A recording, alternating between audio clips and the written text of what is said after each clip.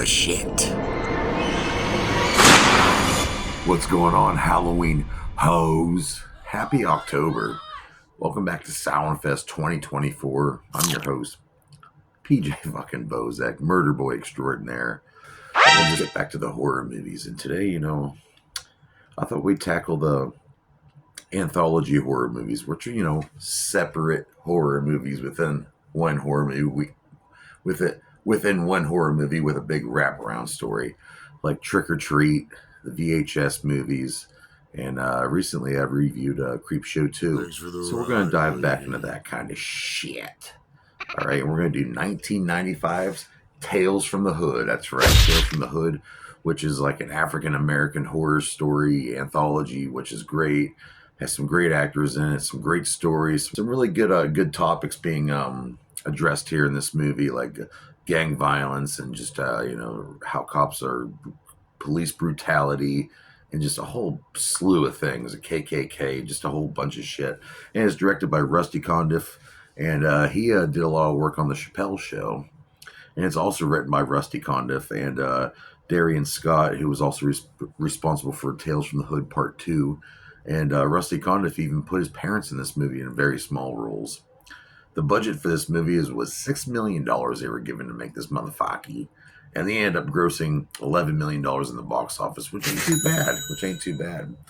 And this movie, like I said, it's an anthology, and there's 4 stories within this big wraparound story about these 3 thugs who end up going to this funeral home because they lost their drugs, and this guy found the drugs, and they just want to get the drugs so they can sell them. And the creepy guy in the funeral home is really creepy. He likes to say the shit a lot. Where's the shit? I'm going to give you the shit. The poopity pop, yes. I like when James A. Janice does it on the Kill Count when he reviewed this movie. Make sure you go check them out. Subscribe to their shit. Anyway, but he ends up telling 3 stories, and there's a big wraparound.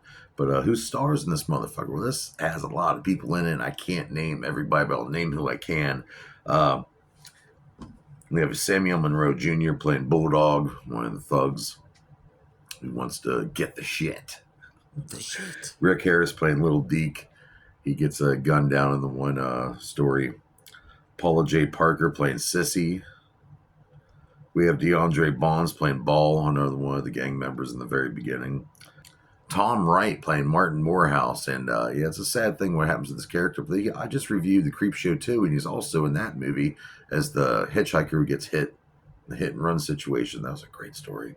Rosalind Cash playing Dr. Cushing, and she's great playing the doctor in the one story with the guy on death row. That's a good story. These are all good stories. Lamont Bentley playing Jerome. Also Crazy K. David Alan Grier, who I loved in so many things, but I love him in Living Color. That was such a great show. Plays Carl. He was this abusive stepdad. Fuck him. Joe Torre playing Stack, one of the other gangsters, and starring the mortician, the funeral home director, Clarence Williams III, the late great Clarence Williams III, who's been in a lot of things, and he has a long list, but I remember him in Twin Peaks. He's just in a lot of good stuff. Great actor. Thank you for your contributions to the. But this has some pretty good effects in with each different story. K&B effects had a lot to do with it. Of course, that's Greg Nicotero's territory. Special effects, Kenneth Hall, he did a lot of everything with the zombified guy in the beginning story. It just some good looking stuff here. And also the music, there's some pretty good music in this movie too. We have Wu-Tang Clan, there's fucking Scarface, Spice One. I mean, there's pretty decent music on the soundtrack if you want to check it out.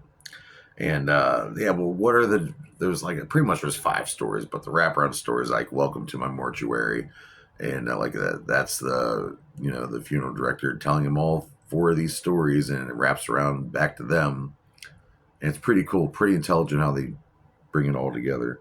And the first story is called the Road Cop Revelation. It's pretty much about this rookie cop and these 3 racist white cops kill this activist, Martin Morehouse, who's played by Tom Wright, and they just brutalize this guy. He's been exposing drug dealing cops, and he's trying to clean up his neighborhood. and they end up killing him. And the rookie cop kind of turns a blind eye, and some time passes. It's the anniversary, and he gets the old cops together. He's all drunk. He's not a cop anymore. And the ghost of Martin Morehouse tells him to get revenge. So he lures him to this gravesite, and they go to piss on the gravesite, and he comes to life. And they were actually filmed it in a real cemetery, too. It's a really cool effect. And he's gunning down, and so this dead apparition's killing all these three of these cops, and it's a pretty good story. And then the next story is called Boys Do Get Bruised, and it's pretty much about child abuse, and it sucks. It's about this kid. I guess his mom's boyfriend or new fiance or whatever. He's beating the hell out of him, and this kid, he likes to escape by drawing characters, and he draws this monster character, and it kind of has like this voodoo effect on it. If he draws somebody and he like turns the page, it like breaks that person's arm. It's pretty cool. But David Allen Greer plays that really abusive person in this, and it's hard to see him play that character, but he does it pretty good. KKK comeuppance.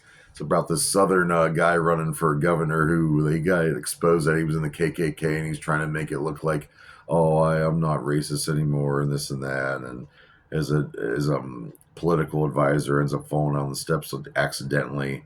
And in this historic house where he has the whole election thing going, his whole PR department, it's like a haunted house where these slaves were murdered back when the slaves got freed, and the owner, instead of freeing them, he decided just to murder them all, and they're still haunting the house. And then a woman who knew voodoo came around, and she took all the souls and put them in these little dolls. And there's this creepy painting of her on the wall, and she's holding this creepy ass puppet. There's some stop motion stuff here, and the puppets are created by the Kyoto brothers, responsible for Killer Clowns from Outer Space. Good stuff there. Good story.